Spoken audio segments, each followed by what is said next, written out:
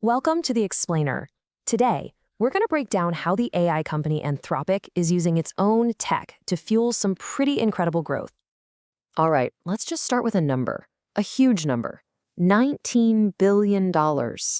Yeah, that is the valuation Anthropic hit. They went from just $1 billion to 19 in a little over a year. I mean, talk about a meteoric rise, right? So you got to ask, how on earth did they do it? And more specifically, how did their own growth team use their AI, Claude, to make that kind of hypergrowth happen? Well, we went through everything their team has put out there, blog posts, internal videos, and it really comes down to 4 surprisingly simple strategies. And the best part? They're non-technical. Anyone can start using these. Okay, so let's dive in. Here's the framework we're going to walk through. We'll start with simple automation and build all the way up to creating a real strategic partner with AI. First up, automate your existing workflows. This is level 1, the foundation. It's all about getting the AI to do the boring, repetitive stuff that just drains your day. Treating it like the best intern you could ever ask for. And this is really the key mindset here. You have to be ready to just completely change how you work. Their head of growth, Emil Avasar, basically said you got to be willing to throw out, 50, 60, even 70% of how you used to do things. And this isn't just some theory, okay? The impact is real and it's huge.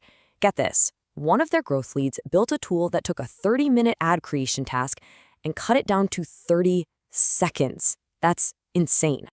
So what they're doing is automating all those little things you'd normally give to an analyst. Things like weekly reports, brainstorming copy, pulling data, all that stuff. And what that does is it frees up the senior people to actually, think and work on the big picture instead of getting stuck in the weeds. All right, let's move on to level 2. This is where it gets really interesting because you're not just doing the same old work faster. Now we're talking about unlocking work that was pretty much impossible before. And this whole strategy is built around an idea they call sub-threshold work. Just think about it. How many good ideas have you had that you just abandoned because the ROI wasn't there? It would have taken way too much manual effort to make it worthwhile. So to go after this sub-threshold work, Anthropic built this really cool internal program they call CASH. It stands for Claude Accelerate Sustainable Hypergrowth. And it's basically a system that hands over the whole growth experimentation process to the AI. So here's the loop. Claude, on its own, finds these tiny opportunities, like a small copy change here, a minor UI tweak there, then it builds the experiment, runs it, and analyzes the results. It's like having a whole army of tiny experimenters running around 24/7. A human team could never do this. There's just not enough time in the day. But for an AI, it's nothing. Okay, on to strategy number 3. This is where you start building your own personal toolkit. We're talking about creating a unique competitive moat, something that only you have. Okay, now check this out.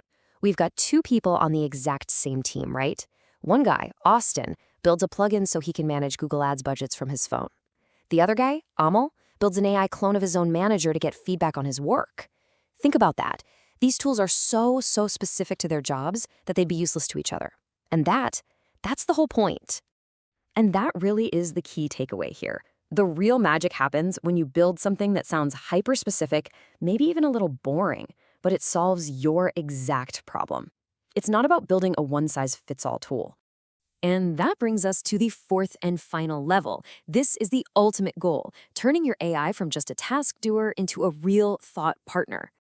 The change is actually really simple, but it's profound. You go from just giving a command, like, hey, Claude, do this, to collaborating. You say, hey, Claude, can you do this? And then tell me what you think we should do next. See the difference?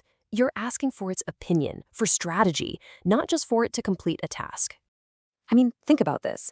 Their head of growth has an AI that's basically a custom board of advisors.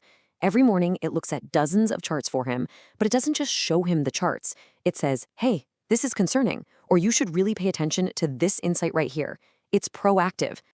So let's just recap real quick. You start by automating the simple stuff, the analyst level work. Then you unlock projects that were impossible before. After that, you build bespoke tools that only you can use. And finally, you elevate the AI to a strategic partner. That's the ladder. That's the framework that fueled this insane growth. So that leaves us with one last question to think about for you.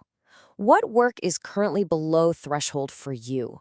What valuable projects did you have to give up on that AI could now make possible?